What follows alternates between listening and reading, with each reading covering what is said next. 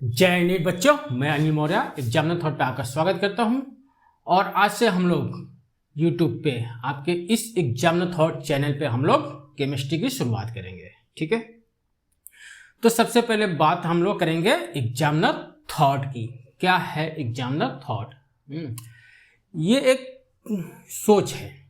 Examiner क्या सोचता है आपके कंटेंट के बारे में, उसको हम लोग देखेंगे। ठीक है, जो भी आपका नीट का सिलेबस है उस सिलेबस पे एग्जामिनर हर टॉपिक पे किस तरह की सोच रखता है, किस तरह की क्वेश्चन बनाता है और इनडायरेक्ट फॉर्म में इंफॉर्मेशन आपसे किस तरह से लेता है।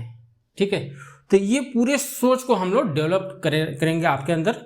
एग्जाम हॉल में जाने से पहले आपके अंदर उस सोच को पूरी तरह से एकदम डेवलप करके भेजेंगे, क्योंकि जब एग्जाम हॉल में आप जाओ तो नए नए क्वेश्चन या इनडायरेक्ट क्वेश्चन देख के आप घबरा मत जाना। ठीक है, तो ये सब प्रॉब्लम आपका सॉल्व आउट करेंगे कौन? Examiner thought. ठीक है, तो बात करें कि हम लोग शुरुआत कहाँ से करेंगे, तो बच्चों ऑर्गेनिक केमिस्ट्री से हम लोग शुरुआत करेंगे, क्योंकि यूट्यूब पे बहुत सारे लोगों ने बहुत सारे कंटेंट अच्छे अच्छे डाले हैं, उन्होंने बहुत अपना अच्छा योगदान दिया है। लेकिन मैं पूरा ऑब्जर्व किया तो ऑर्गेनिक केमिस्ट्री उतने अच्छे ढंग से नहीं डाला गया है जितना अच्छे ढंग से डाला जाना चाहिए। ठीक है, तो शुरुआत इसलिए मैं ऑर्गेनिक केमिस्ट्री से करूँगा। ठीक है, तो बात करते हैं मेरे बारे में थोड़ा सा। तो मेरा नाम अनिल मौर्य है और मैं मुंबई यूनिवर्सिटी से मास्टर डिग्री किया हुआ हूँ। और मैं मुंबई, और मेरा वर्क एक्सपीरियंस की बात करूँ तो मैं मुंबई, पुणे, औरंगाबाद और उसके बाद थाने, मुंबई से सटा हुआ इलाका है, उसके बाद दिल्ली एनसीआर इलाके में, और प्रेजेंट में कोटा लोकेशन से आपके साथ जुड़ा हुआ हूँ। ठीक है, तो मेरे को अलग अलग जगहों पे जाकर पढ़ाने का एक्सपीरियंस है, जिस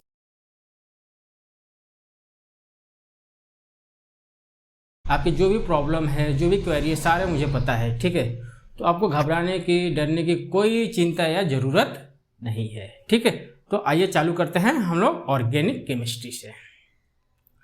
तो क्या होता है ऑर्गेनिक केमिस्ट्री, एक जनरल भाषा में एक बात कर लेते हैं। तो पहले के समय में लोगों का एक सोच था कि जो ऑर्गेनिक कंपाउंड है वो लिविंग ऑर्गेनिज्म से सिंथेसिस किया जाता है या बनता है या उसे डिराइव किया जाता है। ठीक है, तो जैसे विटामिन हो गया, जानते हो कि संतरे या नींबू में क्या होता है, विटामिन।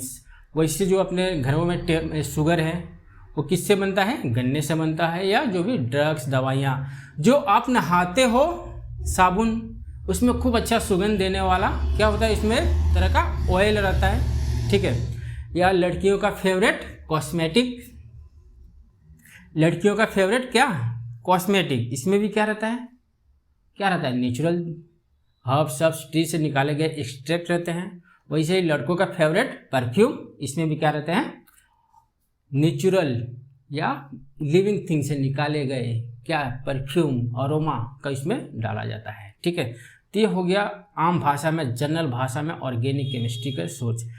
कुछ वैज्ञानिकों ने अपना ऑर्गेनिक केमिस्ट्री पे बहुत अच्छा अच्छा राय दिया था। ठीक है, जिसमें बर्जेलियस का बहुत फेमस है। तो बर्जेलियस ने ऑर्गेनिक कंपाउंड में ये अपना एक थ्योरी दिया था कि ऑर्गेनिक कंपाउंड एक वाइटल फोर्स है। ठीक है, मतलब एक दैवीय शक्ति है, एक दैवीय शक्ति या एक जादुई शक्ति है जिसके द्वारा वो बनता है। और इन्होंने एक और सेंटेंस जोड़ा था कि इनऑर्गेनिक कंपाउंड से ऑर्गेनिक कंपाउंड का निर्माण या डिरिवेशन नहीं किया जा सकता। ठीक है, लेकिन इस चीज़ को, ये ज़्यादा दिन तक ये सब चीज़ें बनी नहीं रही। होलर नाम के एक साइंटिस्ट थे जिन्होंने आते ही क्या किया, अपना इनके जो कॉन्सेप्शन का, बर्जेलियस का जो सोच था, इन्होंने क्या किया, ब्रेक कर दिया। इन्होंने इनऑर्गेनिक कंपाउंड से ऑर्गेनिक कंपाउंड बनाया। ठीक है, तो क्या था इनऑर्गेनिक कंपाउंड? तो अमोनियम आइसोसाइनेट, क्या था, अमोनियम आइसोसाइनेट से इन्होंने क्या बनाया,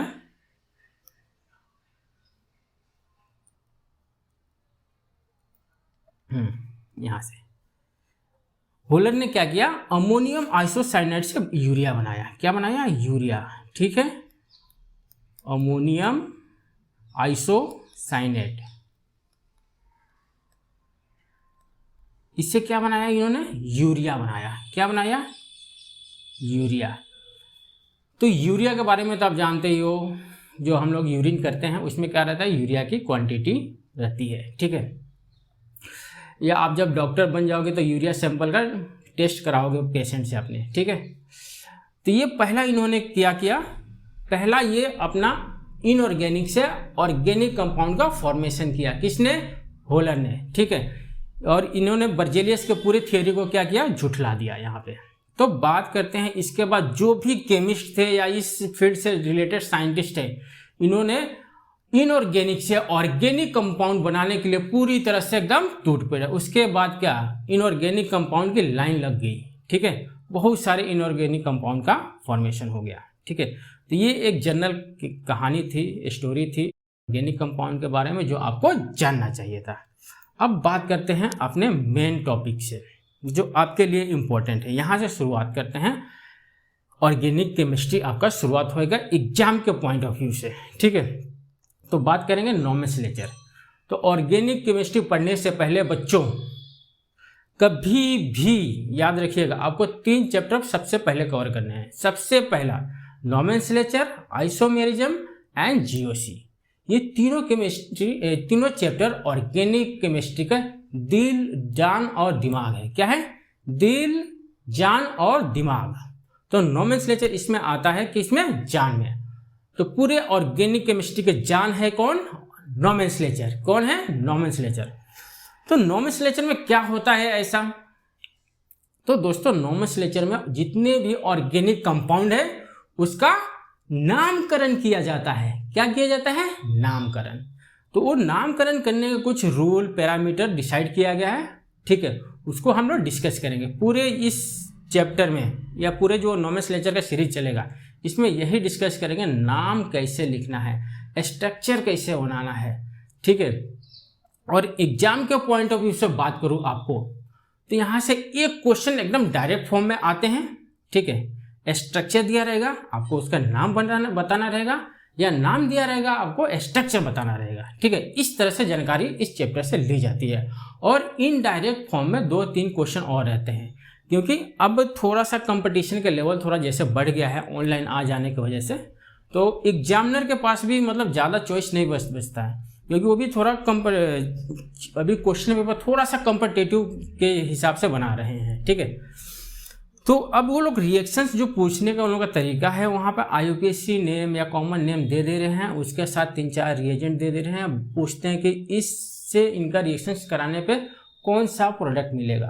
तो उस केस में या उस तरह के क्वेश्चन में आपको स्ट्रक्चर बनाना या उसका नाम याद रखना बहुत ज़रूरी है, ठीक है। तभी आप वहाँ पे जाकर लिख पाओगे। अगर यहाँ पे नॉमेनक्लेचर पर कमांड नहीं हुआ तो वो क्वेश्चन आपसे छूट जाएंगे।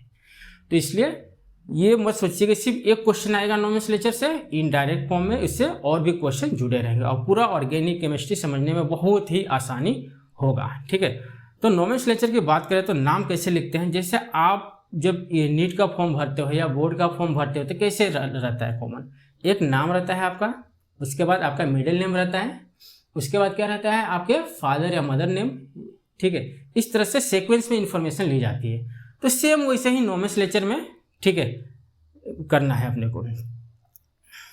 तो बोलोगे सर आप बार बार बोल रहे हो 2 तरह का नाम, 2 तरह एक कॉमन नेम होता है। कॉमन नेम पर्टिकुलर रीजन में होता है, जैसे आपका घर पे नाम कुछ अलग रहता है, टिंकू, पिंकू, चिंकी, इस तरह का नाम रहता है, जबकि स्कूल में कुछ अलग ही रहता है, ठीक है। वैसे ही यहाँ पे एक होता है IUPAC नेम, IUPAC नेम, ठीक है। क्या होता है, क्या होता है बच्चों, IUPAC name, IUPAC international union of pure and applied chemistry, इसका फुल फॉर्म है IUPAC नेम का, ठीक है। International union of pure and applied chemistry, ठीक है। इसको याद रखिएगा, ये IUPAC नेम से ज़्यादा ही अपने को क्वेश्चन मिलेंगे, ठीक है।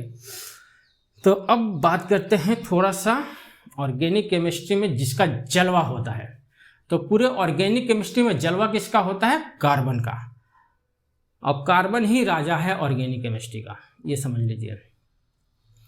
तो थोड़ा सा कार्बन के बारे में आप जानकारी ले लेंगे ना, तो थोड़ा सा चीज़ों को समझने में और आसानी हो जाएगी। तो कार्बन की एक प्रॉपर्टी होती है कैटेनेशन प्रॉपर्टी, ठीक है। इस कैटेनेशन प्रॉपर्टी के कारण कार्बन के पास लिंकिंग एबिलिटी, मतलब लिंकिंग एबिलिटी डेवलप करता है। कौन से प्रॉपर्टी के कारण? Catenation property. कार्बन के पास कौन सी प्रॉपर्टी होती है? कैटेनेशन। इस कैटेनेशन के कारण कार्बन कार्बन आपस में लिंक होकर बहुत सारे चेन बनाता है या रिंग बनाता है, ठीक है, या कंपाउंड बनाता है, ठीक है। किसके कारण? कार्बन की कैटेनेशन प्रॉपर्टी के कारण, ठीक है। इसके बाद बात करते हैं डिग्री ऑफ कार्बन। किसका? Degree of carbon. तो ये क्या होता है?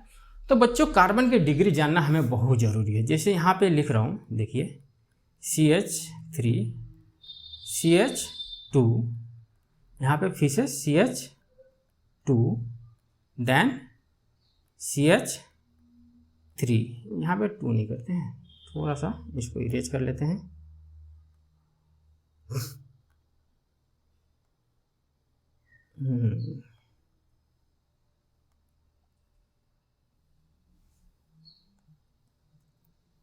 यहाँ पे एक ब्रांच लगा देता हूँ CH3 का। अब बात करते हैं, शुरुआत यहाँ से करते हैं। ये कार्बन कितने कार्बन से जुड़ा हुआ है? अपने नियरेस्ट मतलब अगल बगल कितने कार्बन से जुड़ा हुआ है? तो आप बोलोगे सर 1 कार्बन से जुड़ा हुआ है। तो इस कार्बन की डिग्री कितनी हो गई? 1 डिग्री, ठीक है। अब इस कार्बन की बात करते हैं। ये कार्बन अपने नियरेस्ट कितने कार्बन से जुड़ा हुआ है? 2। एक ये वाला कार्बन, दूसरा ये वाला कार्बन। तो इस कार्बन की डिग्री कितनी हो गई? 2 डिग्री, ठीक है। अब बात करते हैं ये वाले कार्बन का। ये वाला कार्बन अपने नियरेस्ट कितने कार्बन से जुड़ा हुआ है? तो आप बोलोगे 1 2 3। तो ये कार्बन की डिग्री कितनी हो गई? 3। ये कितने डिग्री कार्बन हो गया? 3 डिग्री कार्बन, ठीक है। तो ये कार्बन की डिग्री याद रखिएगा। ऐसे ही हम अल्कोहल का भी करेंगे, अमाइंस का जब वो टॉपिक पे आएंगे तब, ठीक है। जब हम नॉमेनक्लेचर में अल्कोहल डिस्कस करेंगे, अमाइंस डिस्कस करेंगे तब।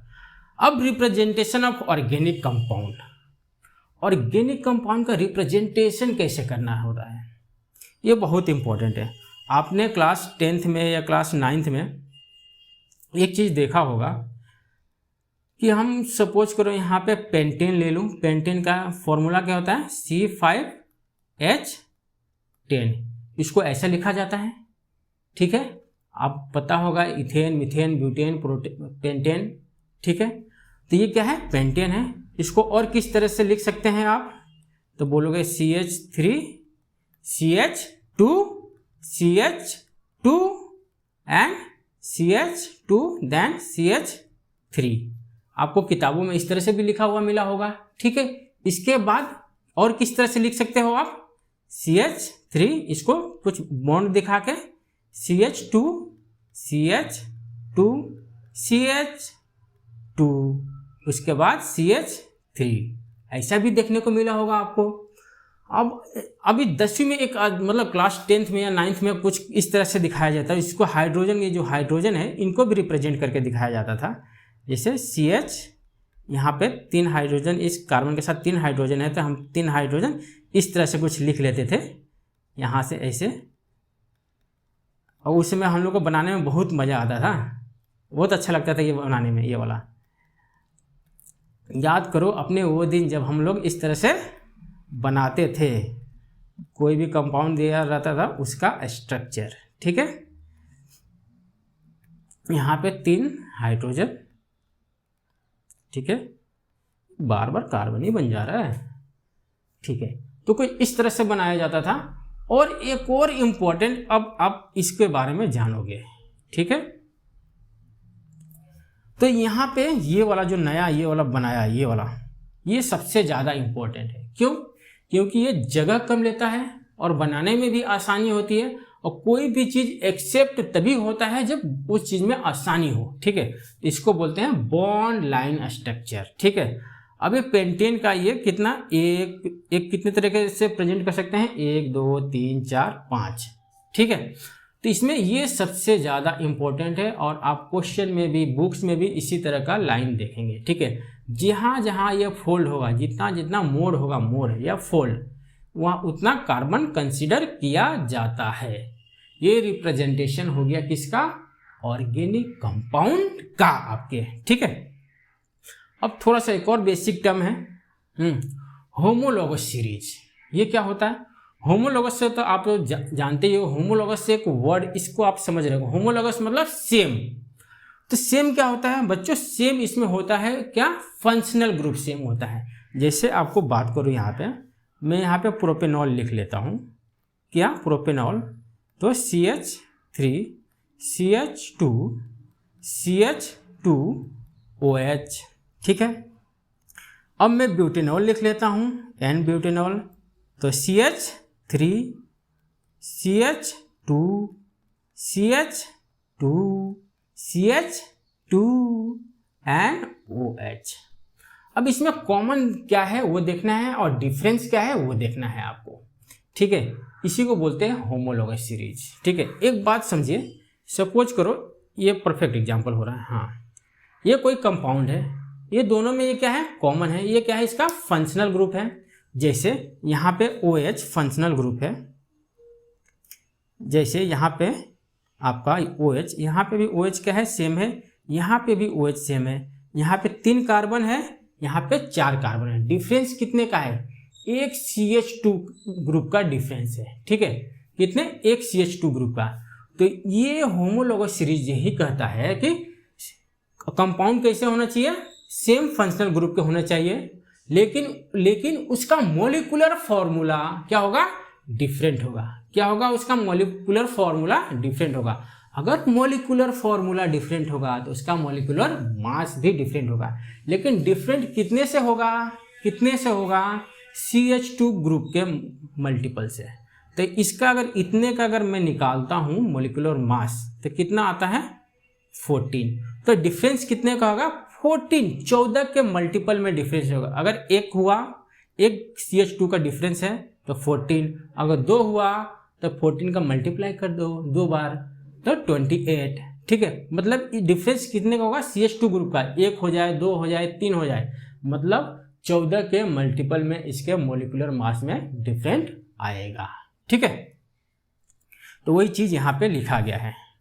और ये different compound belonging to same homologous series possess similar chemical properties, क्योंकि इनका फंक्शनल ग्रुप क्या है?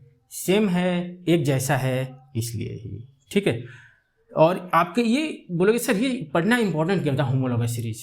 क्योंकि आपका चैप्टर का डिजाइन इसी तरह से किया गया है। होमोलोगस सीरीज, जैसे अल्कोहल चैप्टर पढ़ोगे तो एक फंक्शनल ग्रुप है कौन सा? अल्कोहल, उसके साथ अलग अलग कंपाउंड लगे होंगे, ठीक है। वैसे अल्डिहाइड में होगा, वैसे अमाइंस में भी होगा, वैसे hello alkene and hello arrange में ही होगा, ठीक है। एक फंक्शनल ग्रुप होगा, लेकिन उसके साथ जो कार्बन का चेन रहेगा वो अलग अलग होगा। इसलिए होमोलोगस सीरीज का यहाँ पे डिस्कशन करना इंपॉर्टेंट है, ठीक है। अब बात करते हैं क्लासिफिकेशन ऑफ ऑर्गेनिक कंपाउंड का। तो ऑर्गेनिक कंपाउंड का क्लासिफिकेशन करना बहुत ही इंपॉर्टेंट है बच्चों। किसी भी चीज को अच्छे से जानना है, सोचना है, समझना है, तो हमें उसका क्लासिफिकेशन कर लेते हैं। क्लासिफिकेशन कर लेने से हमें फायदा क्या होता है? उस पर्टिकुलर चीज को समझने में बहुत आसानी हो जाता है। तो ऑर्गेनिक कंपाउंड का क्लासिफिकेशन 2 तरीके से किया गया है, ठीक है। तरीका मतलब एक ही है, आप देखिए अच्छे से समझिए। तो ओपन चेन और क्लोज चेन, ठीक है। कौन सा? ओपन चेन, एक खुला चेन रहेगा और दूसरा एक साइक्लिक रहेगा, साइकिल कंप्लीट रहेगा। ये 2 मेन। हाँ, अब इसमें भी सब ग्रुप हैं, वो डिस्कस करते रहेंगे हम लोग धीरे धीरे धीरे धीरे। तो सबसे पहले हम ये छोटे वाले को डिस्कस करते हैं, ओपन चेन को, ठीक है। तो ओपन चेन में क्या होता है? एक स्ट्रेट चेन होता है, जैसे मैंने वहाँ पे बताया था पेंटेन का। तो यहाँ पे मैं चलो ब्यूटेन प्रोपेन ले लेता हूँ, ठीक है। एक सेकंड, चेंज करना पड़ेगा थोड़ा सा कलर अपने को।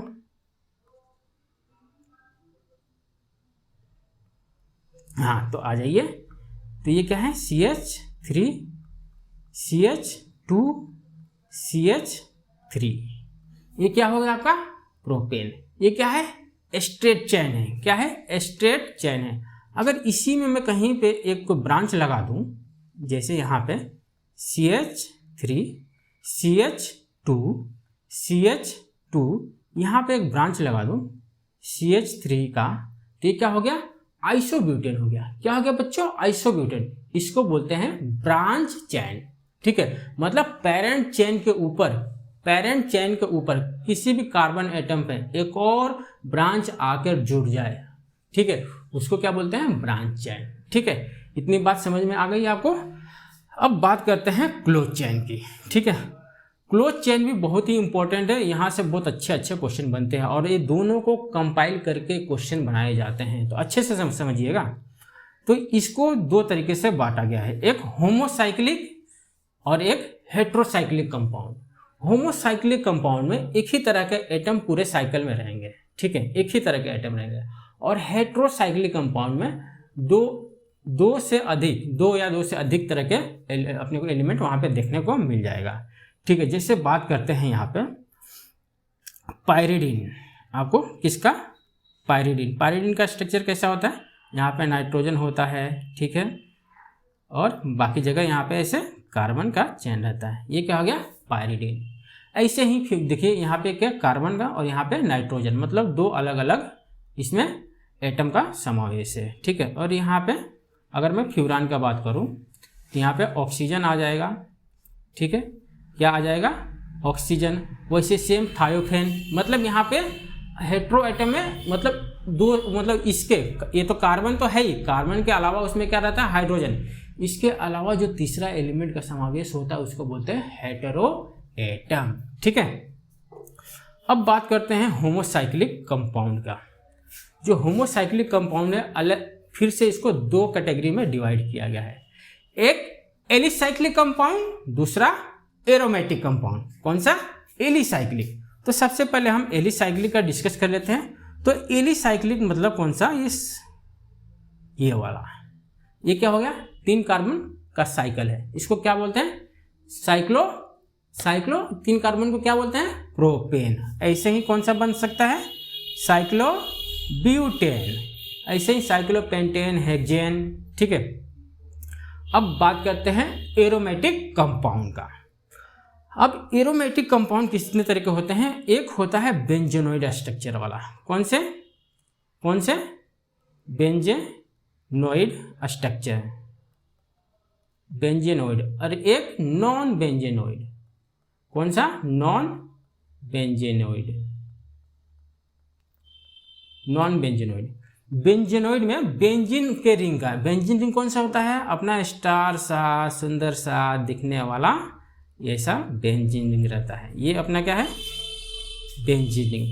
तो बेंजेनोइड स्ट्रक्चर एरोमेटिक में एक आता है बेंजेनोइड स्ट्रक्चर, जो बेंजीन रिंग से मिलकर बनने वाले कंपाउंड, कौन सा, बेंजीन रिंग से मिलकर बनने वाले क्या, कंपाउंड। ठीक है, जैसे ये हो गया बेंजीन, तो ये यहाँ पे बना लेते हैं टोल्यूइन, क्या बना लेते हैं, ये क्या हो गया, टोल्यूइन, यहाँ पे CH3 ग्रुप आएगा।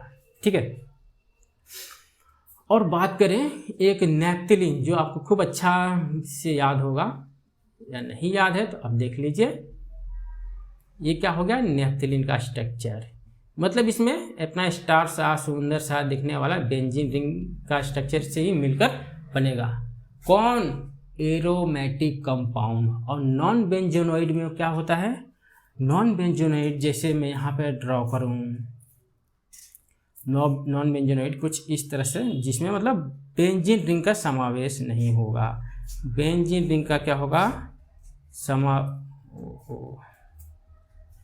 बेंजीन रिंग का समावेश नहीं होगा, कुछ इस तरह से बनता है। यहाँ से ये भी क्या रहता है, ये सब क्या रहते हैं, एरोमेटिक, क्या रहते हैं, एरोमेटिक। ठीक है, क्या रहते हैं, थोड़ा सा रॉन्ग हो रहा है,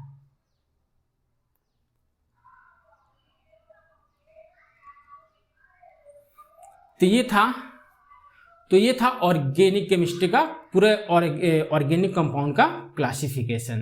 तो इससे आपको पढ़ने में थोड़ा सा आसानी होगी।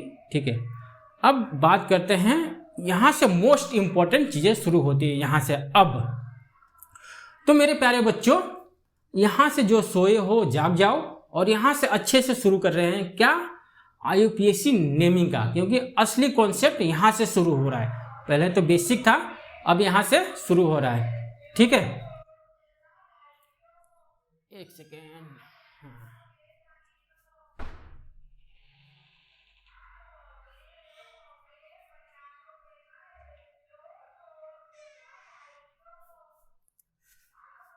तो बात करते हैं हम लोग IUPAC नेमिंग का। अब तो IUPAC नेमिंग हम लोग करते कैसे हैं वो देखते हैं। तो सबसे पहले एक मैं यहाँ पे कंपाउंड ड्रॉ कर लेता हूँ, तो आपको समझाने में और आपको समझने में बहुत ही आसानी होगा, ठीक है। तो मैं यहाँ पे एक सिंपल सा CH3 CH2 अभी सिंपल ले रहा हूँ दोस्तों, आपको समझने में आसानी होगा, ठीक है।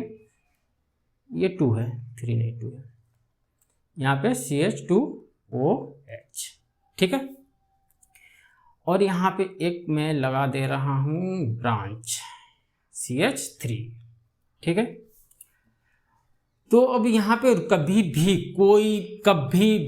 कोई ऑर्गेनिक कंपाउंड का जब भी आप नाम लिखोगे तो कैसे लिखोगे, ऐसे एक पहला प्रीफिक्स, क्या पहला prefix, then word root, then primary suffix, then secondary suffix, इस तरह से होना चाहिए, ठीक है। फिर से रिपीट कर रहा हूँ, prefix, word root, primary suffix और सेकेंडरी सफिक्स, ठीक है। तो बात करेंगे प्रीफिक्स में क्या होता है सर। तो जो भी आपका ये मतलब पेरेंट चेन है, पेरेंट चेन के ऊपर जो भी इस पे सब्स्टिट्यूएंट ब्रांच होगा, जो भी इस पे ब्रांच होगा, यहाँ पे लिख देता हूँ ब्रांच, जो ब्रांच होगा मेन चेन के ऊपर जो ब्रांच आएगा वो किसमें आएगा, प्रीफिक्स में आएगा, किसमें आएगा, प्रीफिक्स में। तो यहाँ पे ये कितने नंबर, यहाँ पे इसको तो नंबरिंग करते हैं, हम आगे डिटेल्स में देखेंगे। तो जो ब्रांच आएगा उसको हम लोग यहाँ पे लिखते हैं, तो उसको लिखने का एक तरीका होता है, ठीक है। जैसे यहाँ पे कौन सा है, मिथाइल, तो यहाँ पे इसका नंबर डाल के लिख देंगे मिथाइल, ठीक है। क्या लिख देंगे, उसका नंबर जितने नंबर पे है उसको डाल के लिख देंगे मिथाइल, ठीक है। वैसे ही अगर इथाइल लेगा तो इथाइल, अगर हाइड्रोजन ग्रुप रहेगा तो उसको वो क्या बोलेंगे, अगर जैसे हाइड्रोजन में अगर फ्लोरीन रहा तो लिखेंगे क्या, फ्लोरो, अगर क्लोरीन रहा तो क्लोरो, ब्रोमीन रहा तो ब्रोमो, ठीक है। इस तरह से हम लोग लिखेंगे, किसमें, प्रीफिक्स में। प्रीफिक्स में क्या लिखेंगे, जो चीज़ें ब्रांच के ऊपर रहेगा उसको लिखेंगे, ठीक है। उसके बाद बात करते हैं वर्ड रूट। तो बोलेंगे कि सर आप वर्ड रूट में क्या लिखने वाले हैं। तो वर्ड रूट में जो अपना ये कार्बन का मेन चेन है, कार्बन का जो मेन चेन है, इसको हम लोग लिखेंगे किसमें, वर्ड रूट में लिखेंगे, किसमें लिखेंगे, वर्ड रूट में लिखेंगे। तो यहाँ पे कितना है, 1 2 3 4। तो वर्ड रूट कैसे रहता है, इथ मिथ, जैसे आपने इथेन मिथेन पढ़ के रखा है ना, तो उसमें लिखते हैं इथ, जैसे 2 कार्बन रहा तो उसको लिखेंगे इथ, ठीक है। 3 रहा तो प्रोप, 4 रहा तो ब्यूट, इस तरह से लिखते चले जाएंगे। 5 रहा तो पेंट, 6 रहा तो हेक्स, ठीक है। अब बात करते हैं प्राइमरी सफिक्स की। तो प्राइमरी सफिक्स में क्या आता है, सेचुरेटेड है या अनसेचुरेटेड है। जैसे आपने पढ़ा है अल्केन, अल्कीन, अल्काइन। तो जैसे ये अल्केन है तो इसमें रहेगा एन, क्या रहेगा, एन। अगर अल्कीन रहा तो इन, अल्काइन रहा तो वाइन। आप में से कुछ बच्चे बोलेंगे सर अगर कार्बन कार्बन डबल बॉन्ड 2 बार हो तो डाइन, क्या रहेगा, डाइन, ठीक है। इस तरह से। और लास्ट आता है आपका कौन सा, सेकेंडरी सफिक्स। कौन सा, सेकेंडरी सफिक्स। तो इसमें क्या होगा, सेकेंडरी सफिक्स में इसमें हम लोग लिखते हैं फंक्शनल ग्रुप को, किसको, फंक्शनल ग्रुप को इसमें लिखते हैं, किसको लिखते हैं, फंक्शनल ग्रुप को। तो इसमें फंक्शनल ग्रुप क्या है, OH, OH क्या है आपका फंक्शनल ग्रुप। तो OH को क्या लिखेंगे, ऑल, ठीक है। क्या लिखते हैं, ऑल, ठीक है। वैसे ही अल्डिहाइड को भी इसमें लिख सकते हैं, या एसिड को COOH, और किसको, अमाइंस को आपका NH3, ठीक है। इस तरह से इसमें फंक्शनल ग्रुप लिखेंगे। तो आपको समझ में आया होगा थोड़ी सी बात कि ऑर्गेनिक केमिस्ट्री जब भी हम पढ़ेंगे तो सबसे पहले prefix, then word root, then primary suffix and then secondary. तो प्रीफिक्स में क्या लिखेंगे, जो भी अपने पेरेंट चेन के ऊपर ब्रांच लगा है उसको लिखेंगे। उसके बाद वर्ड रूट में जो मेन कार्बन एटम है, जितने कार्बन एटम है उसको लिखेंगे। उसके बाद प्राइमरी सफिक्स में लिखेंगे कि वो अल्केन है, अल्कीन है, अल्काइन है कि डाइन है, उसको ऐड करेंगे और लास्ट में अपना फंक्शनल ग्रुप लिखेंगे। तो ये किसी भी ऑर्गेनिक कंपाउंड को नेम करने का ये बेसिक चीज है, ठीक है। तो बात करते हैं थोड़ा सा अब आगे की। तो आज का लेक्चर हम लोग यहीं पे रोकते हैं, क्योंकि आगे जो भी अब चालू होगा वो नियम, पूरा रूल रेगुलेशन कैसे लिखने हैं, जिसमें 1.5 से 2 घंटा लगता है समझाने में, और वहाँ से उसी में से हम लोग 1 बाय 1 करके एग्जाम्पल ज़्यादा से ज़्यादा सोल्व करेंगे कि ये सब लिखने में आपको अभी तो सिर्फ बताया गया कि ऑर्गेनिक केमिस्ट्री होता क्या है, नॉमेनक्लेचर क्या होता है, नॉमेनक्लेचर में अपनी अप्रोच कैसी होना चाहिए और नाम लिखने का तरीका क्या होना चाहिए, ठीक है। इसी चीज़ का हम लोगों ने डिस्कशन किया, और अगला लेक्चर में हम लोग डिस्कस करेंगे इसके पूरे rule regulation with example, PYQ और एग्जामिनर आप इस पे किस तरह से सोचता है, आपको किस तरह से धोखा देता है। धोखा देना मतलब आपसे इंफॉर्मेशन इनडायरेक्ट किस तरह से लेता है, उस चीज का डिस्कशन करेंगे, ठीक है। तो बात करते हैं एक मोटिवेशन लाइन की, ईट राइट स्टे फिट, मतलब आप अच्छा खाना खाइए और अच्छा स्वस्थ शरीर बनाइए, क्योंकि अच्छे शरीर में अच्छा मन का विकास करता है, ठीक है। तो stay positive, work hard, thank you. तो मिलते हैं अगले वीडियो में।